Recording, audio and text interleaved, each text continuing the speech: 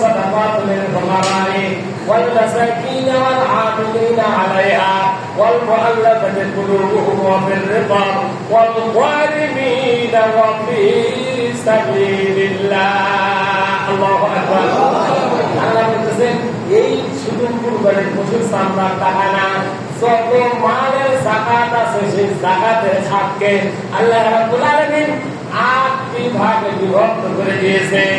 8 শ্রেণীর লোকের মাঝে তুমি এই টাকা বন্টন করে দিতে পারবে, বলেন সুবহানাল্লাহ। এই 8 শ্রেণী কে কে এটা আপনাকে খুঁজে খুঁজে কি করতে হবে, ওই টাকাটা এর মধ্যে আছে আমিলিনা আলাইহা, এটা আমাদের দেশে নাই। যদি ইসলামী রাষ্ট্র হতো, যদি কোরআন দিয়ে সমাজ পরিচালিত হইতো, তাহলে একজনকে নিযুক্ত করা হইতো, ওই মালগুলো তুমি কি করো, কালেকশন করো, এক জায়গায় জড়ো করো, বিক্রি করে তার জন্য থাকে এক ভাগ। এটা যেহেতু আমাদের নাই, তাহলে হচ্ছে কয়টা? জোরে বলেন, 8টার মধ্যে একটা মাইনাস, 8টার মধ্যে একটা কি মাইনাস, তাহলে আছে কয়টা? এই 7টা মানে 7-এ আপনি মালের টাকা কি করতে পারবেন, বন্টন করতে পারবেন। আপনি মসজিদে লাগাতে পারবেন না, মাদ্রাসায় লাগাতে পারবেন, কারণ এই দুটো হলো সবচাইতে দামি ঘর। সবচাইতে আল্লাহ পাকের ঘর একটা দামি, আর একটা রসুলের ঘর দামি। এই দুটা দামি জায়গায় আমরা অনেক সময় লাগাই কি লাগাই না, লাগানো যাবে। হ্যাঁ, যে মাদ্রাসায় এদিন ছাত্র আছে, যে মাদ্রাসায় বিল্লা বোর্ডিং আছে, ওই মাদ্রাসায় আপনারা আপনাদের যাকাতের টাকা, মালের টাকা, ফিতরার টাকা দিতে পারবেন ইনশাআল্লাহ। মনে থাকবে তো? তাহলে আর একটা যেটা আমাদের দেশে এখন সবচাইতে বেশি গুরুত্বপূর্ণ, সেটা হলো ওয়াফি সাবিলিল্লাহ, যারা আল্লাহর রাস্তায় জিহাদ করে, যারা আল্লাহর রাস্তায় কি করে। এখন মনে ভাববেন যে মারামারি তো নাই, জিহাদ মানে মারামারি না, জিহাদ মানে খালি চাকু মারামারি না, জিহাদ মানে শুধু পল্লা কাটাকাটি না, জিহাদ মানে হলো প্রচেষ্টা করা। কি করা? কি প্রচেষ্টা করা? ইসলাম প্রতিষ্ঠিত নাই, কোরআনের আইন আমাদের বাংলাদেশে প্রতিষ্ঠিত নাই। এই আইনকে যারা প্রতিষ্ঠিত করার জন্য সময় দেয়, অর্থ দেয়, জীবন দিয়ে যারা সংগ্রাম করতে থাকে, এর নাম হলো জিহাদ ফি সাবিলিল্লাহ। সুবহানাল্লাহ। এর নাম কি? সবাই বলে থাকে, এর নাম কি? জিহাদ ফি সাবিলিল্লাহ। এদের জন্য এই মালের টাকা কি করতে পারবেন, দিতে পারবেন। আর যারা ঋণগ্রস্ত ব্যক্তি, এমন ব্যক্তি আছে ঋণ পরিশোধ করতে পারতেছে না, তাদেরকে ওই মালের টাকা দিয়ে আপনারা সহযোগিতা করতে।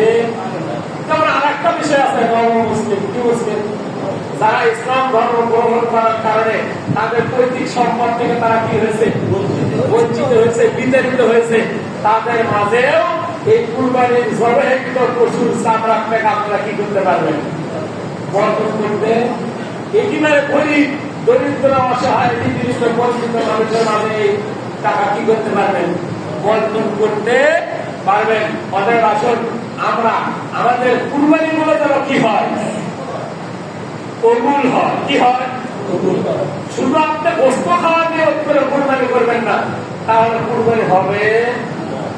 আপনি আমি যখন আমাদের বাড়িতে একটা ঘর বানাইছি, ঘর বানানোর সময় একটা জানালা এই নিয়োগ করে আমরা কাটবো, যে জানালার মানে যে একটা কি হবে, জায়গা হবে, ওই জায়গা দিয়ে যেন আযানের আওয়াজ আসে, ওই আওয়াজ শুনে আমি নামাজ আদায় করবো, বলেন আলহামদুলিল্লাহ।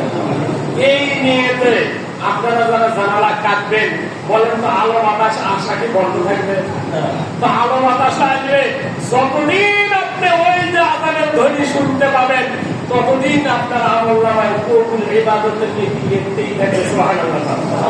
আপনারা নিয়ত করবেন যে এই অর্থ এই জবেহ করেছি, যে জবেহটা করে আমরা বস্তু খেয়েছি, আর শুধু মাল যেটা আছে এটা বিক্রি করে যেন আমরা সঠিক জায়গায় টাকাটা কি করতে পারি, এই নিয়ত করবেন, যেন বন্টন করতে পারি। তাহলে আপনারা নিয়ত করার সাথে সাথে আল্লাহ রাব্বুল আলামিন আপনারা আমার আমলনামায় নেকি লেখা শুরু করবে। সুবহানাল্লাহ। যখন আপনি এটা বাস্তবায়ন করবেন, এটাকে আল্লাহ 10 গুণ বাড়ায় দেবে। কয় গুণ? সুবহানাল্লাহ। এই জন্য আসুন কুরবানির দিনে আগে ফজরের নামাজ, কিসের নামাজ মনে রাখতে হবে। ঈদগাহে ময়দানে যাওয়ার আগে কিসের নামাজ? ফজরের নামাজ। তারপরে 2 রাকাত ঈদুল আজহার ওয়াজিব নামাজ, তারপরে ওয়াজিব কুরবানি। কি বলেন, ঠিক কিনা? অতএব আসুন আমরা যারা ফজরের নামাজ না পড়ে শুধু ঈদগাহের ময়দানে দৌড়াই, তাহলে ওয়াজিব তরক করার যে গুনাহ হবে ওই রকম 1000 দিন ওয়াজিব আদায় করলে যে পরিমাণ নেকি হবে ওই নেকি কমপ্লিট করা যাবে না। এখন তো যদি ফরজ ইবাদত আমরা কি করি বার নেই। অতএব আসুন ওই দিন, এই জন্য আমি বলছি ঈদুল আযহা ইয়াউমুন নাহার, ঈদুল আযহার দিনে নামাজের পরে সর্বোত্তম ইবাদত হলো জবেহ করা, মানে আযহা ইয়াউমুন নাহার, রক্ত প্রবাহিত করা। কি করা? তাহলে পশু জবে করা। কি জবে করা? যেটা হালাল পশু, যাকে আল্লাহ হালাল বানায় দিয়েছে, তার গোশত খাওয়া, ওই পশু জবেহ করা আপনার আমার জন্য ওয়াজিব, তাদের জন্য মালে নিসাব আল্লাহ বানায় দিয়েছে। সুবহানাল্লাহ। আর আরেকটা আয়াত বলেছি ফাসাল্লি লিরাব্বিকা ওয়ানহার, ফাসাল্লি, অতএব তোমরা সেই রবের উদ্দেশ্যে কি আদায় করো? সালাত আদায় করো। সুবহানাল্লাহ। নামাজ আদায় করো এবং সেই রবকে খুশি করার জন্য কুরবানি দাও। কি দাও? তাদের আসুন আস্তে আস্তে আগামীকাল ঈদুল আযহার দিন। কিসের দিন? ঈদুল আযহার দিন। ওই দিনে আমরা যেন সঠিক সময়ে ফজরের নামাজ আদায় করতে পারি, সঠিক সময়ে ঈদুল আযহার 2 রাকাত ওয়াজিব নামাজ আদায় করতে পারি, এবং তারপরে আমরা আমাদের পশুগুলোকে যেন সঠিক নিয়মে জবেহ করতে পারি। আল্লাহ তাআলা কবুল করুন, সবাই বলেন আমিন। আর একটা বিষয় আপনাদেরকে লক্ষ্য রাখতে হবে, যে পশুকে জবেহ করবেন যেন কষ্ট না পায়, ভয় ভীতি যেন না করে। আপনি এমন একটা অস্ত্র কি করবেন, বানায় নেবেন যে যেন একটা পেশনালি কি হয়ে যায়, তাহলে আপনার অস্ত্রটা হতে হবে খুবই ধারালো। এটা গতানুগতিক আলোচনা করতেছি না, ইব্রাহিম ইসমাইল এই আলোচনা আমরা সকলেই জানি। কি বলেন, ঠিক কিনা? অতএব আপনার যে অস্ত্র দিয়ে আপনি পশু জবেহ করবেন, ওই অস্ত্রটা হতে হবে খুবই ধারালো। কিন্তু আমরা অনেকেই এমন ভাবে তাড়াহুড়ো করি, অস্ত্র ধার দিতেও ভুলে যায়। ঠিক কিনা? অতএব গরু ফালাইছে, ফালানোর পরে বলতেছে তাড়াতাড়ি কি নিয়ে আসো, চাকু নিয়ে আসো। চাকুর কোনো কি নেই, খবর নাই। আর একজনের কাছ থেকে ধার নেওয়া নিয়ে কি করি, জবে করি।